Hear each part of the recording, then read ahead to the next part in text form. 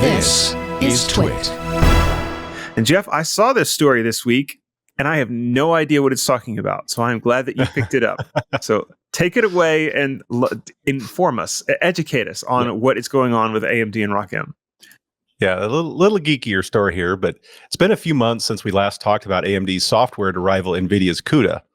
Now, these are programs / languages which are for science and engineering computation. CUDA is NVIDIA's offering, and it's been the front runner for a long time because of NVIDIA's market share. But because it's proprietary, a person's also locked into the language and thusly locked into the hardware. You know, they have a tight ecosystem. Mm-hmm. You know, if you want to change to AMD, that was hard. Well, this is where ROCm comes in, which is an open source toolkit to allow easy computational transitions. And with the knowledge, someone isn't locked into a single hardware vendor. So you could go to Intel, for example, and, you know, NVIDIA is still in their wall. You have more freedom with ROCm. And as an update to the AMD ROCm toolkit, they're releasing ROCm-LS. Now, this is in the early stages, so the developers can get feedback on errors and things they need to change. But you might be wondering, what is LS? So the developer said, the early access release of ROCm-LS enables you to experiment with accelerating your life science, there's LS, workloads, such as digital pathology, automated medical image analysis, feature extractions, and enhancements in large TIFF files on AMD indistinct GPUs.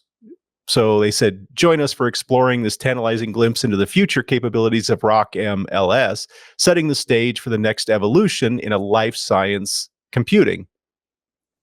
Now, not only did ROCm-LS come out, or at least evaluation, they also introduced hipCIM.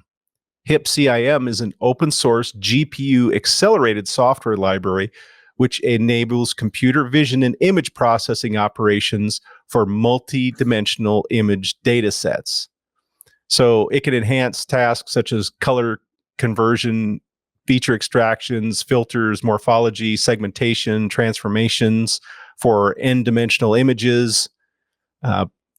hipCIM maintains AI API compatibility with NVIDIA's cuCIM library. So it's kind of its NVIDIA counterpart, and they have a lot of compatibility, so you aren't locked into a certain green walled garden. And thus enabling integration and transition of existing workloads to AMD GPUs without the need for, and I love this word AMD uses in their documentation, hipification, meaning you don't have to just decide you're going AMD and rewrite everything to HIP. It's API compatible, so what you're running now will transfer. So that's where that word comes from, meaning you don't have to go through and rewrite it to HIP. I do want to note that, you know, when you're looking in data science and engineering, the data isn't always linear. It can have several dimensions depending on the complexity of what you're looking at. So, meaning there are special tools needed for this advanced analysis. So when you hear more than like 3 dimensions, you're thinking, how is this? Don't think spatial 3 dimensions. Think of like complex analysis type mathematics. So it's more, they say dimensions, but it's more abstract than the, you know, height, width, depth that we think of. Take a look at the article linked in the show notes and see if this is something you would want to get early access of and try it out on the workloads that you deal with. So any life science people out there, this could help you. The article also has a link to the AMD blog inside that, which goes into even more detail and gives more information on the documentation, the specifics on how to get into the early access, you know, programming it. There's a ton of information. If you want to get in there, it's all there. So take a look at the article. And if anybody's in life science and is going to try this, I would love to hear a real world evaluation of how they're doing. Yeah, this is interesting that AMD is trying to push into all of these different places where NVIDIA has sort of reigned supreme for so long, and this into the research area here. There's like on one hand, there's an obvious business case for this, but I kind of wonder, like the life science realm, how big can it be? I immediately think of this as being just sort of the academic world, and is it really worth it? I guess you would have like pharmaceutical companies might be making use of this sort of thing.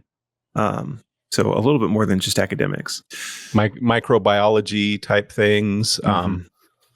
There's a lot. The field is pretty wide. I didn't know how wide till my daughter is getting her PhD in.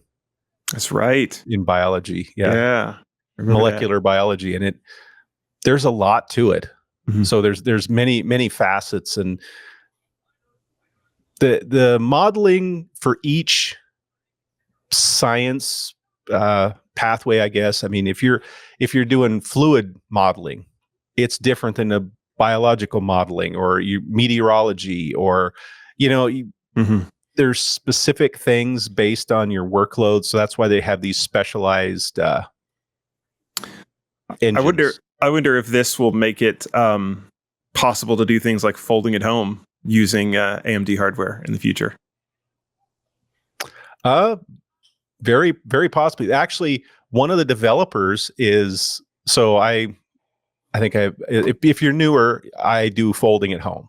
And that's one of the reasons I have NVIDIA on cards, because NVIDIA does so much more. But they actually have one of the developers on the forums I'm on, and it's they're making strides, and they're actually working to have a ROCm implementation of folding at home that is on par with the CUDA interesting implementation. I did not know that was a requirement of those folding at home, and I suppose the SETI stuff. And yeah, well, I mean, a lot of them are built on top of CUDA. So I didn't know that. I didn't know much about it. I knew it was a thing, and it's helped crunch the data, and well, SETI finds stars, and folding at home hopefully finds cures.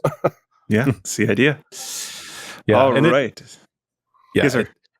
Well, I was gonna say, and it just keeps making strides all the time. So we'll keep checking back, and once they hit somewhat parity, I'll let everybody know here. It'll probably be a story we'll do, and just because it's kind of one of my sort of hobbies to get into folding at home. That'll be the story of when you switch to AMD. Possibly. I look forward to it. Very possible. Kind of quick side note here. There's rumors that the next AMD hardware coming out could be pretty powerful.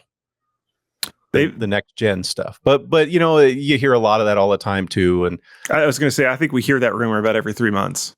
Yeah, but we'll see. But the last generation was not terrible. It was actually pretty decent.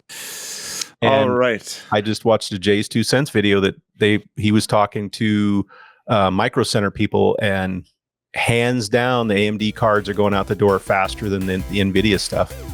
I can believe it. Hey, it's Leo Laporte. I hope you've enjoyed this little clip from our programming at twit.tv. For more, visit our website, twit.tv, or subscribe in your favorite podcast client. There's also a link somewhere down there.